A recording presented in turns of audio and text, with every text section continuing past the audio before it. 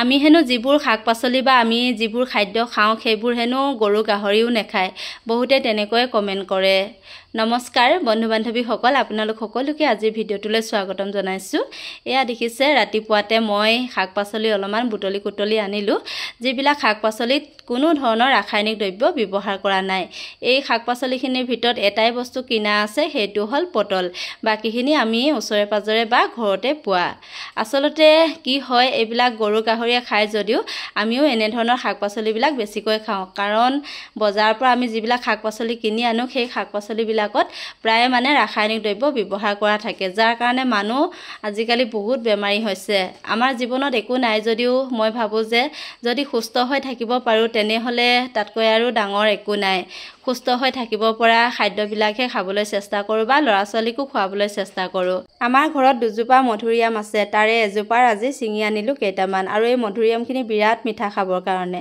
নেনা আজি উপবাসে থাকে মঙ্গলবাৰে গতিকে নেনা হেনো দুটামান স্কুললৈ লৈ যায় সেয়েহে নেনাক দুটামান দি দিছো আৰু এই মধুৰিআমখিনি সঁচাকৈ কৈছো বহুত খোৱাদ খাবৰ কাৰণে আমি বজাৰৰ পৰা কিনি অনা ফলমূল বিলাকতহে বেছি গুৰুত্ব দিওঁ কিন্তু বজাৰৰ ফলমূল বিলাকতকৈ এই ফলমূল বিলাক সঁচাকৈ আমাৰ কাৰণে বহুত বেছি উপকাৰী প্ৰকৃততে আমি আমাৰ বাৰীতে হোৱা ফলমূল বিলাকহে খাব লাগে এয়া দেখিছে ভাতকেৰেলা আমাৰ গছ এজোপা আছে তাতে 4টা 5টা এনেকৈ মানে 4 দিন 5 দিনৰ মূৰে মূৰে লাগি থাকে আৰু এয়া হল পটল খাই মোৰ বহুত ভাল লাগে আৰু যিমান সবজি আছে মানে সব সবজিৰ ভিতৰত পটলৰ সোৱাদটো বেছি ভাল লাগে গতিকে মাজে সময়ে দোকানৰ পৰাই কিনি আনো পটল আমাৰ ইয়াত যেহেতু পটল নহয় ঠাইখিনি আমাৰ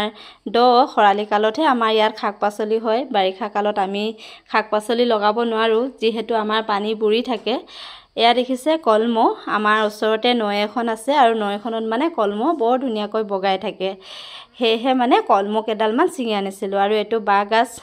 বাগাছ এটা গছত লাগি আছিলে হেটো আজি কাটি আনিলো তাৰ পাছত এয়া চাওক এটা মধুৰিআম ময়ো খাওঁ বুলি ভাবিছো মাক মেডিকেল লৈ যোৱাৰ দিনা ময়ো ডক্টৰজনক কৈছিলো মোকো অকনমান প্ৰেছাৰটো জুখি দিয়কচোন বুলি তেখেতে মুখলৈ চাই হাঁহিছিল মই সুধিলো কিয় তেতিয়া কৈছে যে তোমাৰ প্ৰেছাৰটো বহুত লিমিটত আছে আৰু ইমান লিমিটত খুব কম মানুহৰহে থাকে বুলি কৈছে আসলতে আমি গৰু গাহৰিয়ে খোৱা খাদ্যবিলাক খায়ে সঁচাকৈ সুস্থ হৈ আছো ৰাতিপুৱা 5 বজাৰ পৰা ৰাতি 10 বজালৈকে কাম কৰি থকাৰ গোটেই শক্তিখিনি কিন্তু গৰু গাহৰিয়ে খোৱা দানাবিলাক বা এনেবোৰ খাদ্য খায়ে লাভ কৰো আসলতে বজাৰৰ পৰা বহুত দাম দি কিনি খোৱাটো আমাৰ পক্ষে সম্ভৱো নহয় আৰু সেই গতিকে মানে আমি আমাৰ ওচৰে পাজৰে যিবিলাক পাওঁ সেইবিলাককে খাবলৈ চেষ্টা কৰো এয়া চাওকচোন চাটনি এখন বনাম বুলি ভাবিছো লাই শাক মছন্দৰী আৰু পদিনা এইবিলাক বুটলি আনি থৈছিলো এইখিনি হল দোৰোণ বন মাজে সময়ে আমি দোৰোণ বন খাব লাগে কাৰণ দোৰোণ বনৰ বহুতখিনি উপকাৰিতা গুণ আছে আৰু এয়া হল কচুথুৰি এইখিনি মায়ে আনি দিছিলে খাবলৈ সময় পোৱা নাই আজি নবনাও কাইলৈ বনাব লাগিব আৰু এতিয়া শাক পাচলিখিনি গোটেইখিনি কাটি বাছি ললো